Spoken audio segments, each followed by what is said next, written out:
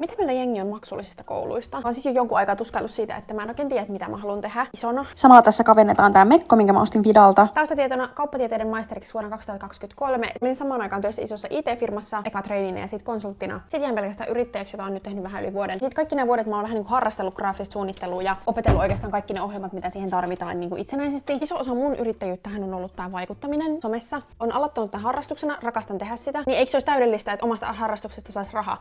Ei ole. Varsinkin viime aikoina musta on tuntunut vaan siltä, että mun ei tee mieli tehdä niin ollenkaan sisältöä, koska se tuntuu niin väkinäiseltä. Mut sitten mä muistan silloin, kun mä kävin ihan niin töissä ja sitten sisältöä, niin se tuli tosi luonnostaan, niin mun oli paljon helpompi olla samaistuttavaa. Et musta tuntuu, että mun arki ei ole tällä hetkellä niin millään tavalla kiinnostavaa tai samaistuttavaa, kun mä oon yrittäjänä. Ja sehän on mun kokemus tästä, eikä varmaan suurimman osan ihmisiä. No tässä on nyt sitten ihan rehellisesti useamman vuoden miettinyt, lähdenkö mä opiskelemaan graafista suunnittelua, koska se on just se, mitä mä haluaisin niin aidosti oikeasti tehdä. No AMKki kestäisi 4 vuotta, voisi opiskella myös yliopistossa, kestäisi vielä enemmän. Sitten mä oon koko ajan tiedostanut, että Helsingissä on tää maksullinen Helsinki Design School, joka kestää 10 kuukautta, mutta se maksaa. Mun ajatus maksullista koulutuksista on vähän semmonen mutta sitten taas mulla on tuttuja, joilla on ollut tosi hyvä kokemus kyseisestä koulusta. Mutta siis ajansäästön kannalta eihän mun ole järkevää lähteä uudestaan AMKkiin, kun mä oon jo käynyt yliopiston.